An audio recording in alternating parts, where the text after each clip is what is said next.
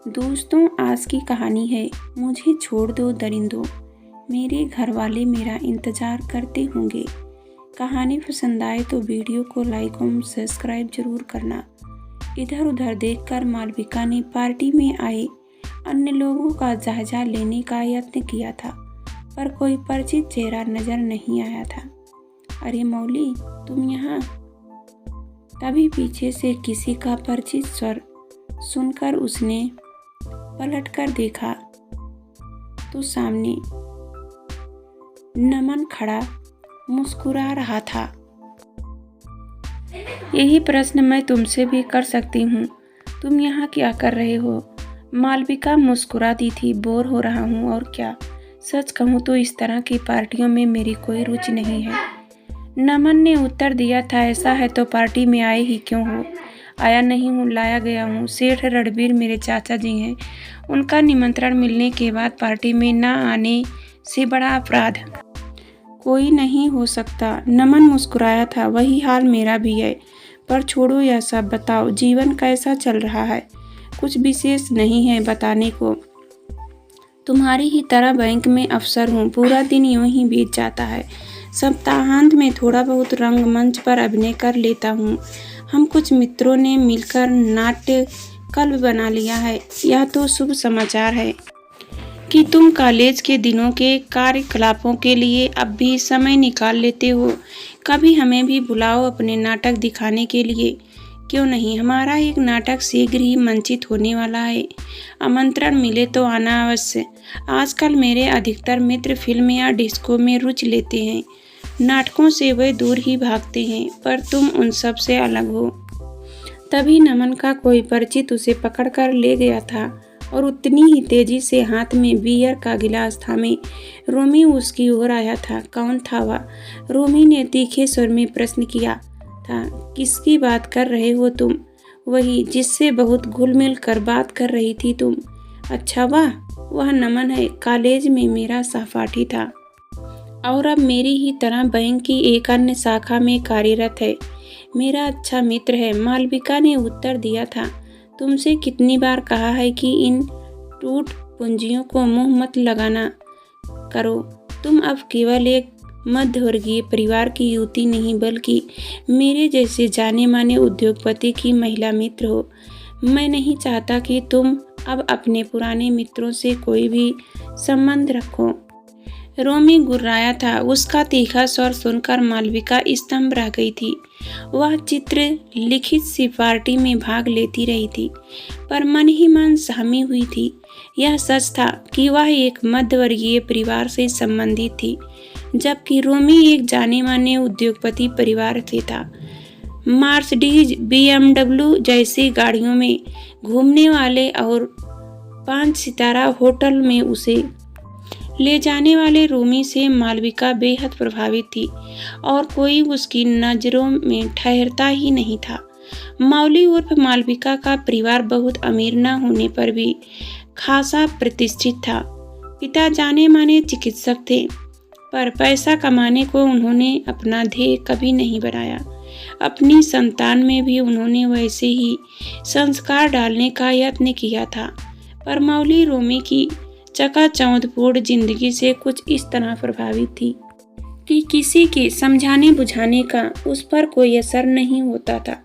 Party समाप्त हुई तो रोमी पूर्णतः सुरूर में था। कैसी रही पार्टी? उसने कार को मुख्य सड़क पर मोड़ते हुए पूछा था। बेहद उबाऊ और बकवास पार्टी थी। मेरा तो दम घुट रहा था वहाँ। मौली बोली थी। मैं जानता था तुम यही कहोगी। कभी गई हो ऐसी शानदार पार्टियों में? मैं यूं तो यह सोचकर तुम्हें ऐसी पार्टियों में ले जाता हूँ कि तुम सभ्य समाज के कुछ तौर तरीके सीख लोगी, पर तुम तो हर जगह अपने पुराने मित्र ढूंढ निकालती हो। कभी अपनी तुलना की है ऊंची सोसाइटी की अन्य युवतियों से?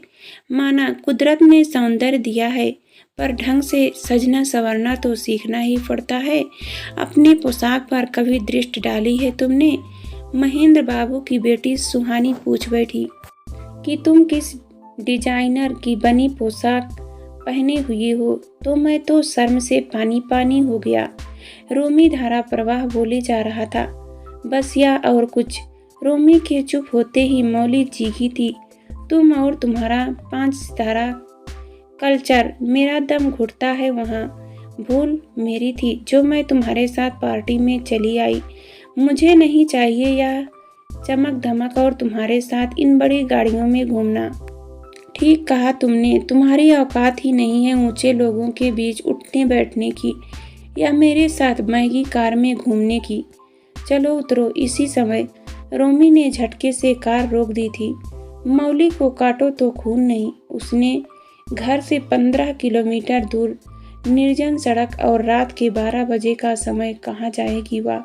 क्या कह रहे हो? मैं आधी रात को अकेली कहाँ जाऊंगी? मुझे मेरे घर तक छोड़ दो, मैं तुम्हारा उपकार कभी नहीं भूलूंगी। मौली बिलख उठी थी, ए भावुकता की बातें रहने दो। मैं तुम मिडिल क्लास लोगों को भली प्रकार पहचानता हूँ। अपनी गरज के लिए गिड़गिड़ाने लगते हो, रोने पीटने लगते हो, काम निकल जाने पर अपने आदर्शों की बड़ी बड़ी बातें करते हो। दफा हो जाओ, मेरी आंखों के सामने थे। रोमी ने घुटक दिया था। हार कर डरी सहमी सी मालविका कार से उतर गई थी। उसे आशा थी कि उसके उतरने के बाद रोमी का दिल पसीज जाएगा और वह उसे फिर कार में बैठने को कहेगा, पर ऐसा नहीं हुआ। उसके उतरते ही रोमी की कार फर्राटे भरते उसकी आंखों से ओझल हो गई थी। मौली ने अपना पर्स खोलकर देखा, टैक्सी का बिल चुकाने लायक पैसे थे और टैक्सी मिले तब ना। उसकी आंखें डबडबा आई। घर में तो सब यही सोच रहे होंगे कि वह रोमी के साथ है। वे बेचारे क्या जाने कि वह आधी रात को दूर तक नागिन की तरह फैली सीधी सपाट सड़क पर अपने ही आंसुओं को पीती पैदल चली आ रही होगी। मौली कुछ दूर ही चली होगी कि उसके पास एक कार आकर रुकी, जिसमें 5 मनचले युवक सवार थे। शराब के नशे में धुत हुए तरह तरह की आवाजें निकाल रहे थे। मौली को अकेले चलते देखकर उन्होंने अभद्र इशारे करते हुए उससे कार में बैठने का आग्रह किया। उसने पहले तो उनकी बात अनसुनी कर दी, पर जब वे उसके साथ कार चलाते हुए उल्टी सीधी हरकतें करने लगे तो वह फट पड़ी। मेरा घर पास ही है, मैंने एक बार कह दिया कि मुझे सहायता नहीं चाहिए तो क्या सुनाई नहीं पड़ता? मौली दम लगाकर चीखी थी, पर कार में से 2 युवक डरावने अंदाज में उसकी ओर बढ़े थे। वह सहायता के लिए चीखी तो दूसरी दिशा से आती एक कार उसके पास आकर रुकी थी। क्या हो रहा है यहाँ? कार चालक ने प्रश्न किया था। देखिए ना, मैं शरीफ लड़की हूँ, ये गुंडे मुझे तंग कर रहे हैं।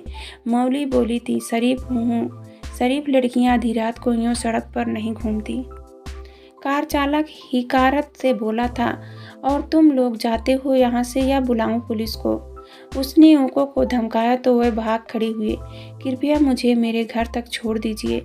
मौली ने कार चालक से विनती की थी, क्षमा कीजिए महादेव, मेरी बहन नर्सिंग होम में है, मैं उसे देखने जा रही हूँ। वैसे भी मैं न तो अनजान लोगों को लिफ्ट देता हूँ न उनसे लिफ्ट लेता हूँ। कार चालक भी उसे अकेला छोड़कर चला गया था। अब उसने अपना फ़ोन निकाला था। अब तक वह डर रही थी कि किसी को उसके इस अपमान का पता चल गया तो कितनी बदनामी होगी, पर अब नहीं। पापा भी नाराज होंगे, पर इस समय सही सलामत घर पहुंचना अत्यंत आवश्यक था। उसने फ़ोन किया तो माँ ने फ़ोन उठाया था। मौली, कहाँ हो तुम? 1 बजने जा रहा है। मेरा चिंता के बारे बुरा हाल है। पार्टी क्या अभी तक चल रही है? उसकी माँ नीता देवी ने प्रश्नों की छड़ी लगा दी थी, पर जब मौली ने वस्तुस्थिति से अवगत कराया तो उनके पांवों तले से जमीन खिसक गई थी। किसे भेजूं इस समय? तुम्हारे पापा तो 2 घंटे पहले ही नींद की गोलियां लेकर सो चुके हैं। किस पड़ोसी को जगाऊं? इस समय तुम जहां हो वहीं आड़ में छिपकर खड़ी हो जाओ। सड़क पर अकेले चलना खतरे से खाली नहीं है। मैं आश्चिन्य को जगाती हूँ, वह ना नहीं करेगा। नीता देवी बोली थे। आश्चिन्य रहने दो माँ, उसके पास तो कार भी नहीं है। मैं पुलिस को फ़ोन करूँगी, भूल कर भी ऐसी गलती मत करना। मैं आश्चिन्य से पूछूंगी, यदि कार चला सकता है तो हमारी कार ले जाएगा। नहीं तो अपने स्कूटर पर आ जाएगा। यह समय नखरे दिखाने का नहीं है। नीता देवी ने डपट दिया था। असिन की बात सुनते ही मौली को झुरझुरी हो आई। वह मौली के घर में ही किराएदार था और किसी कॉलेज में व्याख्याता था। आजकल अखिल भारतीय प्रतियोगिता की तैयारी में जुटा था। नीता देवी से उसकी खूब पटती थी, पर मौली ने उसे अभी कभी महत्व नहीं दिया।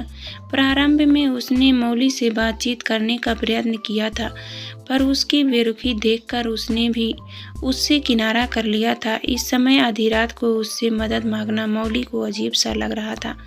वह आने के लिए तैयार भी होगा या नहीं, कौन जाने। मौली खंबे की आड़ में खड़ी यह सब सोच ही रही थी कि नीता देवी का फोन आया था। असिन को कार चलानी नहीं आती। वह अपने स्कूटर पर ही आ रहा है। शास्त्री रोड पर वह अपना हॉर्न बजाते हुए आएगा, तभी तुम सड़क पर आना, नीता देवी ने आदेश दिया था। लगभग 15 मिनट में हॉर्न बजता हुआ असिन उसके पास आ पहुंचा था, पर मौली को लगा मानो सदियां बीत गई हों। वह चुपचाप पिछली सीट पर बैठ गई थी। घर पहुंची तो माँ से गले मिलकर देर तक रोती रही थी मालविका। माँ ने ही असिन को भूरी भूरी प्रशंसा करते हुए धन्यवाद दिया था। उसके मुंह से तो बोल ही नहीं फूटे थे। इसके 2 दिन बाद ही रोमी का फोन आया था। देर तक क्षमा याचना करता रहा था। नशे में उससे बड़ी भूल हो गई। मालविका जो सजा दे उसे मंजूर है। मौली ने उसकी किसी बात का उत्तर नहीं दिया। सब कुछ चुपचाप सुनती रही थी। 2-4 बार के फोन वार्तालाप के बाद रोमी घर आया। आज फिर वह मालविका को किसी विशेष आयोजन में ले जाने आया था। उसके पिता के मित्र प्रसिद्ध फिल्म निर्माता नलिन बाबू की नई फिल्म का मुहूर्त था और रोमी सोचता था कि ऐसे ग्लैमरस योजना के लिए मौली नहीं कह पाएगी। नीता देवी ने तो सुनते ही डपट दिया था। उसका साहस कैसे हुआ यहाँ आने का? उस दिन जो कुछ हुआ उसके बाद तुम उसके साथ जाने की बात सोच भी कैसे सकती हो?